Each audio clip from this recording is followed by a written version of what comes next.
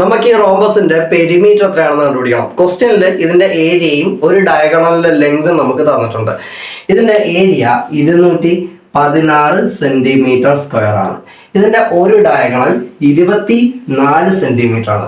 റോംബസിന്റെ area എന്ന് പറയുന്നത് D1 D2/2 ആണ്. D1 24 സെന്റിമീറ്റർ ആണ്. D2 എന്താണെന്ന് നമുക്ക് അറിയത്തില്ല. Divided by 2. അപ്പം 24ഉം 2 തമ്മിൽ കട്ട് ചെയ്ത് പോകും, 12 എന്ന് കിട്ടും. അപ്പൊ D2 എന്ന് പറയുന്നത് 216 ഡിവൈഡഡ് ബൈ 12 18 സെന്റിമീറ്റർ എന്ന് കിട്ടും. ഓക്കെ, ഇനി നോക്കാം റോംബസിന്റെ ഡയഗണലിന്റെ പ്രോപ്പർട്ടി. റോംബസിന്റെ രണ്ട് ഡയഗണലും ഇന്റർസെക്ട് ചെയ്യുന്ന പോയിന്റിൽ അത് പെർപെൻഡിക്കുലർ ബൈസെക്ട് ചെയ്യും. എന്ന് വെച്ചാൽ ഈ രണ്ട് ഡയഗണലും ഈ ഒരു പോയിന്റിൽ വന്ന് ഇന്റർസെക്ട് ചെയ്തപ്പോൾ ഇവിടെ കിട്ടുന്ന ആംഗിൾ 90 ഡിഗ്രിയാണ്. അങ്ങനെ 4 റൈറ്റ് ആംഗിൾ ട്രയാംഗിളുകളാണ് ഇവിടെ കിട്ടുന്നത്. അത് മാത്രമല്ല ഇത് ബൈസെക്ട് ചെയ്യും. എന്ന് വെച്ചാൽ DB എന്ന് പറയുന്ന ഡയഗണലാണ് 24 സെന്റിമീറ്റർ എങ്കിൽ ഇവിടം വരെ 12 സെന്റിമീറ്റർ ആണ്, ഇവിടം വരെ 12 സെന്റിമീറ്റർ ആയിരിക്കും. അതേപോലെ AC എന്ന് പറയുന്ന ഡയഗണലാണ് 18 സെന്റിമീറ്റർ എങ്കിൽ ഇവിടം വരെ 9 സെന്റിമീറ്ററും ഇവിടം വരെ 9 സെന്റിമീറ്റർ ആയിരിക്കും.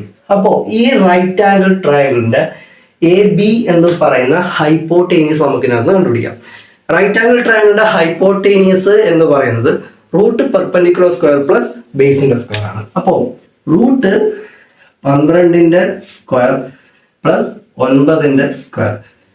12ന്റെ സ്ക്വയർ 144, 9ന്റെ സ്ക്വയർ 81. അപ്പോൾ റൂട്ട് 225 എന്ന് കിട്ടും.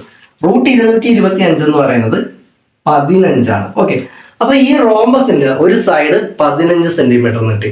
നമുക്ക് കണ്ടുപിടിക്കുന്നത് ഇതിന്റെ പെരിമീറ്റർ ആണ്. റോംബസിന്റെ പെരിമീറ്റർ എന്ന് പറയുന്നത് സൈഡ് ഇൻറ്റു 4 ആണ്. ഓക്കെ, അപ്പൊ 15 ഇൻറ്റു 4 60 സെന്റിമീറ്റർ ആണ് ഈ റോംബസിന്റെ പെരിമീറ്റർ.